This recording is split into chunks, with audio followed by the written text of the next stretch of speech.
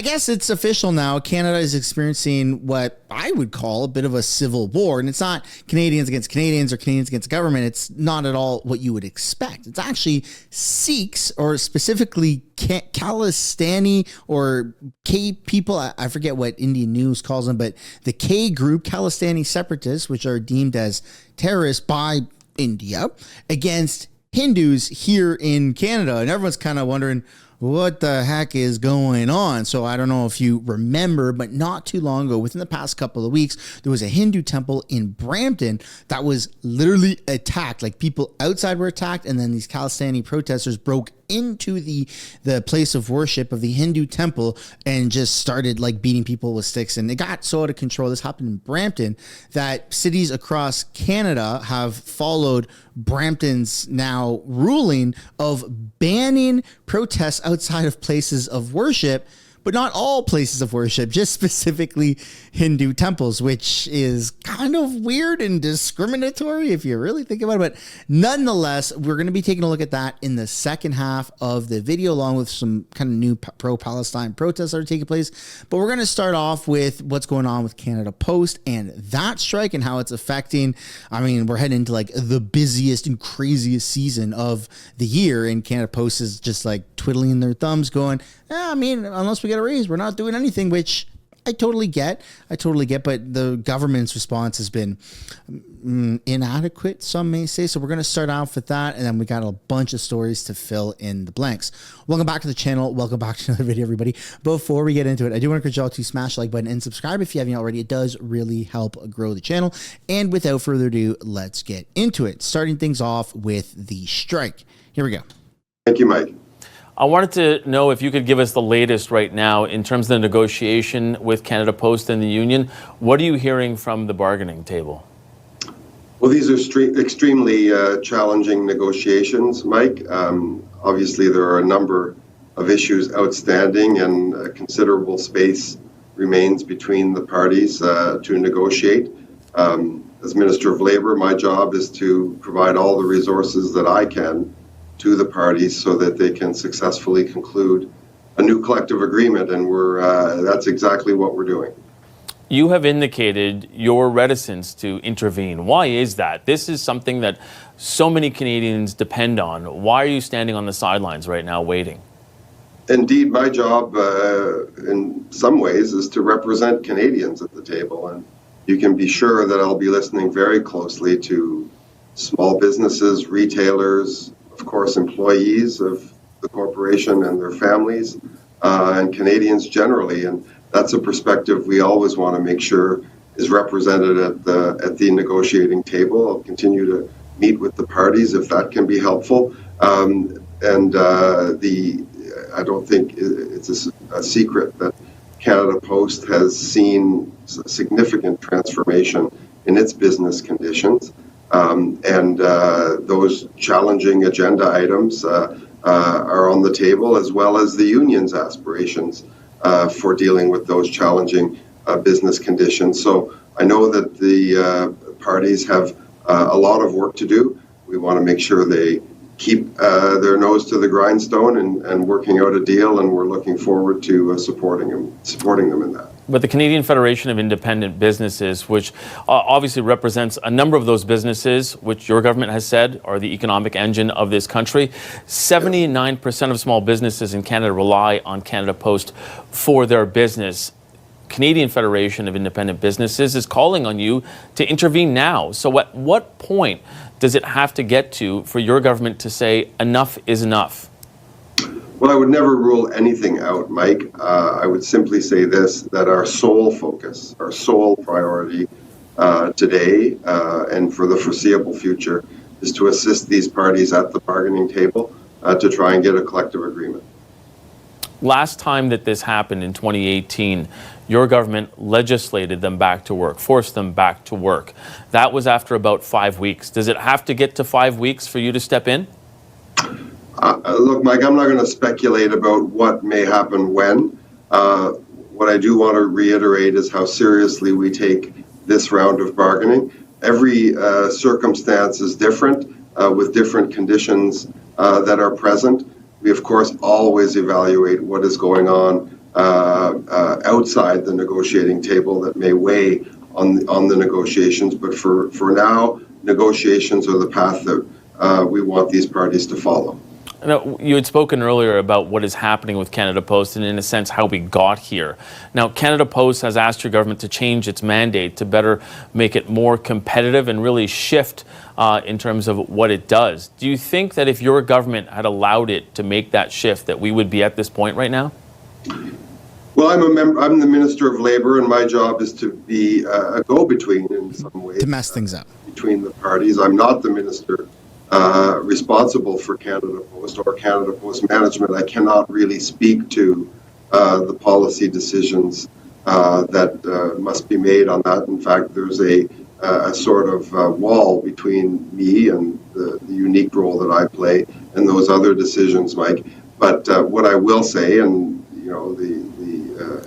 and reiterate, is there's an extremely challenging business context out there for Canada Post, and I think Canadians are well aware that they face significant competitive challenges. At the same time, employees and their families at Canada Post have aspirations too, and those aspirations deserve to be aired at the bargaining table.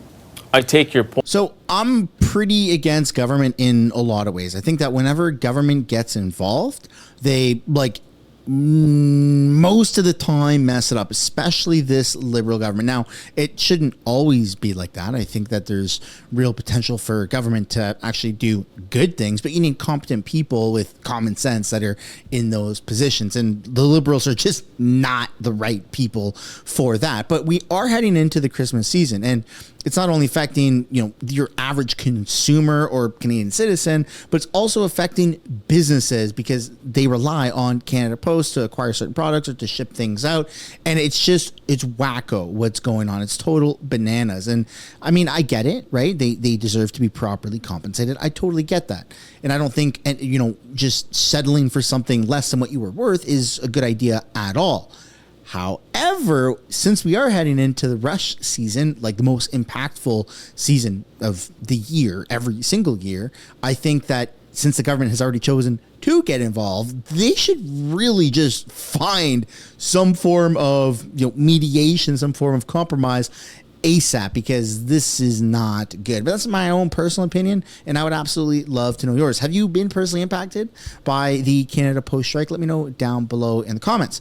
And then we're going to glaze over something that I talked about in the previous video, where Justin Trudeau is actually pitching that Canada is going to play a part in providing clean nuclear energy. He said this at a summit out in Peru like moments ago, or earlier today, I suppose, which is insane because this is something that Canada does not do. Canada does not touch nuclear. Canada is a bunch of pansies. In fact, Canada is like one of the only countries in the world that has no nuclear weapons. But I mean, now the Liberal government is now, flirting with the idea of being a part of nuclear energy, which is phenomenal because it seems like all the data, all the evidence is there to show that that's the route to go. It has the highest output and it's the cleanest energy, and it seems phenomenal across the board. It's just about being able to contain it and safely manage it. So let's take a look at this announcement because this is kind of huge.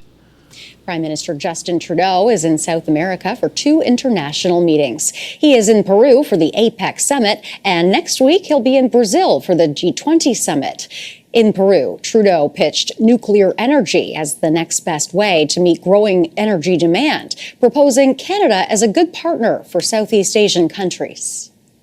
Investing again in nuclear, looking at two full-scale reactors we just sold to Romania, the uranium reserves that we have in Canada, the opportunity to build full-scale reactors and small modular reactors to meet the energy needs of the coming years. Canada's been facing a massive boom of investment from around the world. Meanwhile, U.S. President-elect Donald Trump's plan to impose trade tariffs is another concern at APEC. CTV's Judy Trin is in Lima with more. APEC exists basically to build up trading and economic relationships between the 21 members. So it's all about tearing down trade barriers, which is antithetical to what Trump wants to do. He wants to put up more protections on his America First policy, including 10% tariffs all across the board on imports. So that impacts everyone that trades with the U.S., so it impacts everyone here at APEC. So basically what the Prime Minister has been doing is he's trying to shore up relationships, increase growth with APEC nations. And what we saw so far is that he announced yesterday that the completion of the Indonesian free trade agreement, which will be signed early next year. This is a burgeoning economy. It is the fourth most populous nation in the world.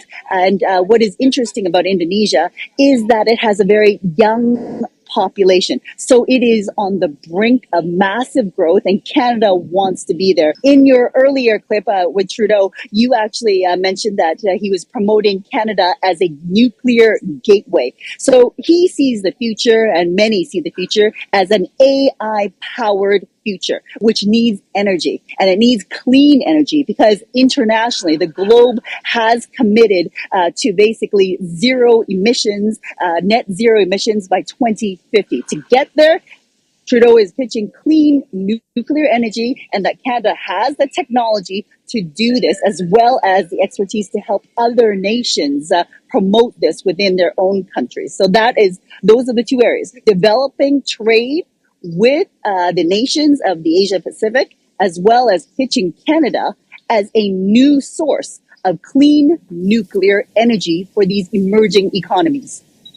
All right, that is CTV's Judy Trin reporting in Lima, Peru. Thanks, Judy. We're going to have to wait and see how this plays out, but we're heading into a world that I can't even begin to try to describe, because we have no idea what, just what the world's going to look like in 5, 10, 15 years from now. I mean, you talk about when you went from the first ever phone to a mobile phone to where iPhones are now, and they're more powerful than supercomputers were, or what NASA used back in like the 60s and 70s. Like, that's absolutely insane. We just carry that every day in our pockets, right? And so where we're heading now with the advancement of technology, with the advancement of AI and software and just all of these companies, I think that Canada getting ahead of the curve, sort of, and investing in nuclear is going to be phenomenal. Like, I'm very pro that, future-proofing ourselves. And so I hate to admit that I agree with something that the Liberals are proposing. But again, just because it's the Liberals proposing this doesn't mean that it's bad. You just have to really look at the fine print. But anyways, that's my own personal opinion. I would absolutely love to know yours. And just kind of a side note, I don't think that Pierre Poilievre is against this or for it. He's probably talked about some of this stuff as being pro this type of energy and this type of advancement in the past. Like, Pierre Poilievre has been openly, for Bitcoin and cryptocurrency, and Justin Trudeau and the Liberals have tried to make fun of him. So as somebody who's pro Bitcoin and crypto, I don't think they would generally be against nuclear, because you need a lot of power to be able to mine crypto anyways. So it's not like Pierre Poilievre is, taking an opposition stance on this. I think it's just something that Canada and politicians are just going to be able to come together and finally on an issue, which is pretty cool. But anyways, let's move on to something that's not pretty cool. You've got a protest taking place in Ottawa because there are asylum seekers that the city of Ottawa is actually going to be housing, and Ottawa residents are not happy with that. Let's take a look. Sprung Structures' plan for asylum seekers continues to cause intense debate from residents in Ottawa. And today there was yet another protest. CTV's Kimberly Johnson was at that rally today for those who are opposed to the plan. And Kimberly, what are you hearing from some of these residents? Austin, transparency was a word that came up often at a rally in Canada today. Residents say they have a lot of questions and feel shut out by the city, saying they were never consulted about the plan to build the sprung structures. On the other side of the debate, advocates in support of the refugees say the plan is the best way forward. First of all, the community was not involved for the consultation before even the decision was published. Holding her sign, Ji Hong Yang was caught off guard by the news of sprung structures. She uses this park and ride every day. She says it's too busy to hold a center for asylum seekers. I think they need to really understand the impact they're building a structure to the society. It just, even just from a commuter perspective, I think there need to be better information provided and more accurate information. She's part of a rally at 40 Hearst Way, the Eagleson Park and Ride in Canada, hoping their voices will be heard by the city as the city moves forward with a plan to build sprung structures to house asylum seekers. The first planned to go in near the Nepean Sportsplex, and the second here at 40 Hearst Way if needed. This is the second consecutive weekend of protests here, with many saying there was no consultation or transparency from the city. Once they get here, if they don't get the better treatment, what's happening? They're wandering around this community. So then again, the next thing is it's maybe going to bad in our community. Member of Parliament for Canada Carleton, Jenna Sudds, is also raising concerns about what she calls a lack of consultation.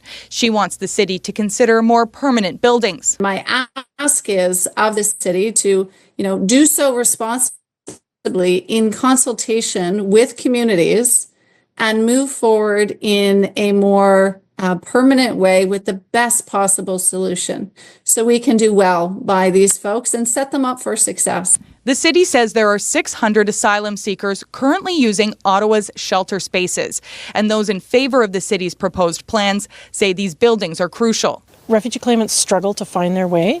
They're not eligible for many services, and so a lot of private or charities, private foundations are supporting those services. And what the city's trying to do is bring all of that together into one centre. A rally to support refugees is planned for Sunday afternoon. The organizer says she's hoping to dispel fears and show support for asylum seekers. The rally is a place for people to come and get better information, but most of all, to affirm that they feel that Ottawa is a welcoming community and that we want to stick with our values of being welcoming and compassionate. There will be 2 more rallies tomorrow, one in support of refugees, which will be held tomorrow afternoon. Meanwhile, another rally against the sprung structures will go ahead in Nepean, as some in that community hope to force the city to backpedal on its plans. Austin? Okay, so just so people fully understand the context of why people, Canadians, are angry with just refugees. It's not because we hate people or we hate the concept of refugees. We hate the Canadian government for giving such a massive reward and free handout to refugees, such as this post right here, which very much explains it in great detail. People claiming to be refugees in Canada get $224 per day from our government to eat and stay in a hotel room. That works out to be $81,760 per year, $20,000 more than the average Canadian salary. Absolutely unbelievable. And you can see right here from the Government of Canada's website, average cost per room is $140. Plus, you get a meal allowance of $84. That is absolutely insane. And somebody in the comments here says it's also tax free. Now, there isn't actually confirmation on this because the next comment is, do they have to pay tax on this? And the original poster says probably not. And so, I mean, regardless of whether it's taxable or tax-free, I mean, it does make a massive difference.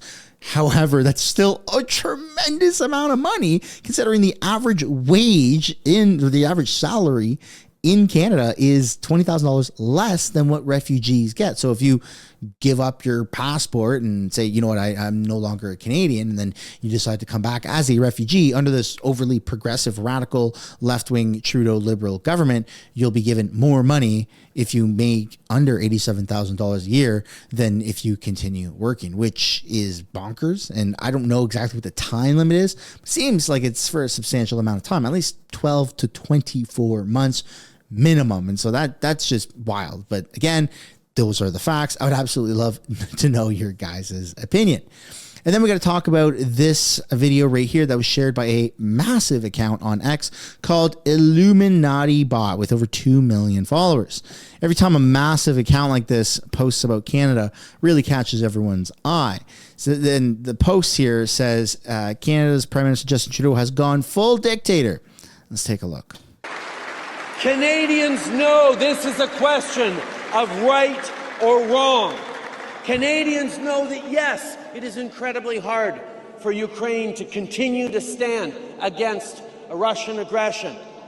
And let's be honest, it's hard for the democracies around the world who are there to support their citizens, who are investing for the future, who are challenged with a challenging economy around the world to continue to step up as Canada has with close to $9 billion in aid for Ukraine. But we will, because the cost on Canadians, on our lives, on our world will be so much greater if Putin wins this war that we will and have to stand every single day until Ukraine wins this war. As you can see, Justin Trudeau is way too emotionally invested in just things that don't really involve Canada. But I think a lot of people are absolutely fed up with it. Specifically, Elon Musk, who shared his opinion that he does not think Justin Trudeau will be around after the next election. And this got so popular that it wasn't even covered. I don't even know if it was covered by mainstream media here in Canada. This was covered by Indian news. Let's take a look here at what they say about Elon Musk predicts Justin Trudeau's downfall. International debate, one that's made headlines across North America and Europe, and it's all over social media. It began with a post from none other than Elon Musk, the tech billionaire and CEO of Tesla and SpaceX. In response to a tweet about Germany's recent government struggles, Musk did not hold back, calling German Chancellor Olaf Scholz a fool. That comment alone set the tone for Musk's latest round of outspoken critiques.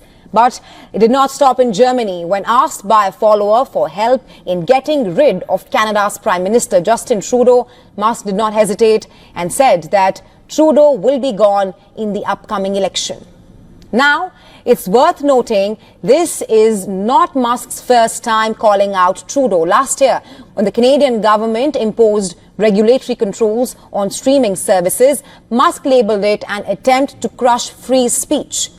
His concerns only grew when Trudeau invoked emergency powers in 2022 during truck demonstrations against vaccine mandates, a move Musk compared to tactics used by historical authoritarian regimes.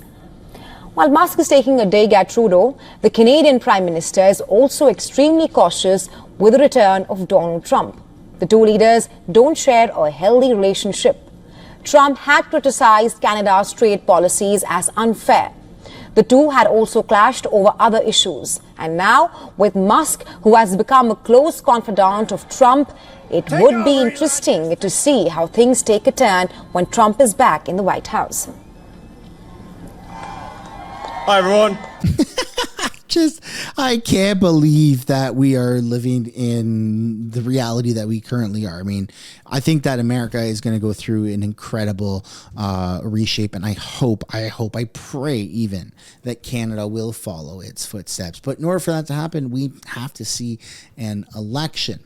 Now let's take a look at what's going on here, shifting away from all that other stuff. So you've got this post here. Now, I did talk about this in my earlier video, saying it's predicted that 1.2 million temporary residents must leave Canada in 2025 when their status expires.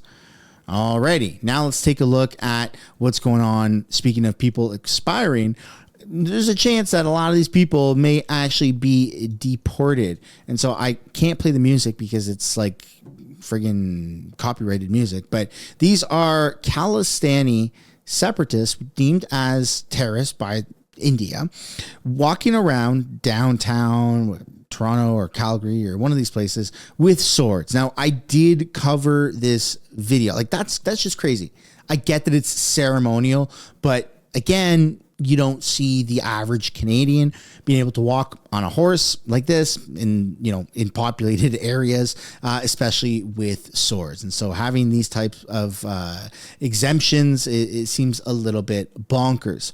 And especially since this happened. So a Canadian cop, this is from the Brampton Hindu temple attack.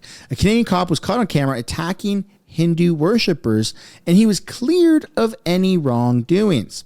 The Canadian police officer who was caught on camera allegedly assaulting Hindu worshippers, protesting an attack on a Hindu temple in Brampton by a mob waving Palestinian flags, has been cleared of any wrongdoing. On November 3rd, Canada's Peel Regional Police allegedly attacked Hindu worshippers on their own temple grounds in Brampton. In a video that went viral on X, the police officers are seen punching Hindus in the head and beating them with batons. Other Canadian police officers were also seen supporting the officer who charged the Hindus present there. The video of the incitement incident. What the heck did I just say? Incident went viral on social media platforms. And so there's actually recently been body cam footage that has been released. Let's take a look.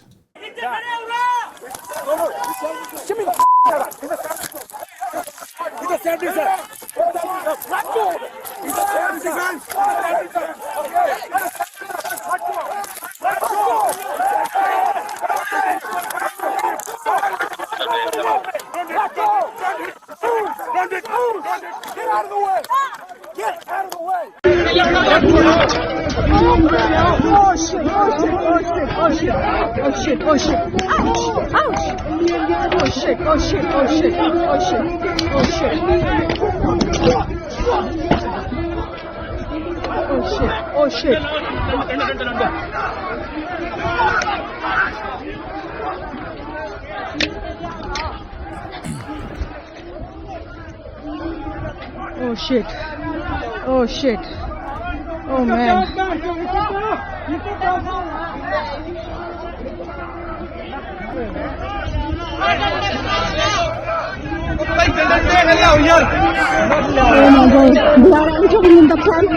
Oh my god, they're entering the temple. So, yeah, I mean, it got absolutely crazy. Using your position of authority as a police officer to break the law and attack people at their own temple is absolutely disgusting. But this got so out of control, obviously, and immense amount of backlash, that Canadian cities, plural, ban protests in front of places of worship after Hindu temple attacks. Under the new bylaw, a 100-meter safety zone will be enforced around all places of worship to help reduce the risk of further clashes within the community.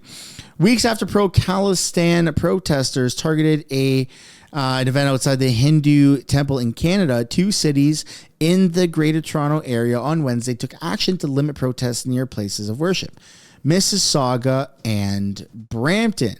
But it seems like this has only really been in terms of protecting Hindu temples. There hasn't really been an outburst of protests at other places of worship in Canada. But I mean, this just got so crazy that they actually implemented a bylaw, and it does get crazier. So this is from November 16th, where you have a convoy of Hindus that are protesting just temples, their own temples being attacked. So this is from a scene of large Indian protesters happening on Anthony Henday in Edmonton.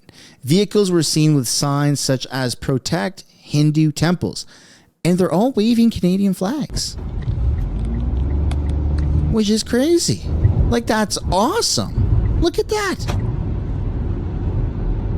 Look at this shit. You want support from Canadians? That's phenomenal. I hope this is real. I don't have any reason to believe it's not real, but it seems absolutely crazy that, like, it's all Canadian flags. It's literally all Canadian flags with a Cybertruck at the front.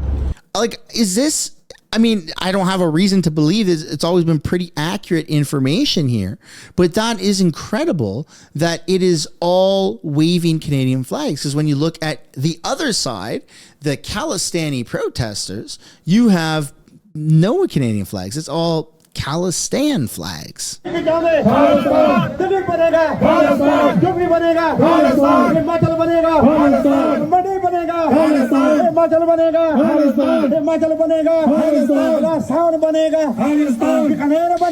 And just on the surface level, if you had to pick one of these protests to support, would it be people waving flags from other countries, or would it be the one that's waving Canadian flags?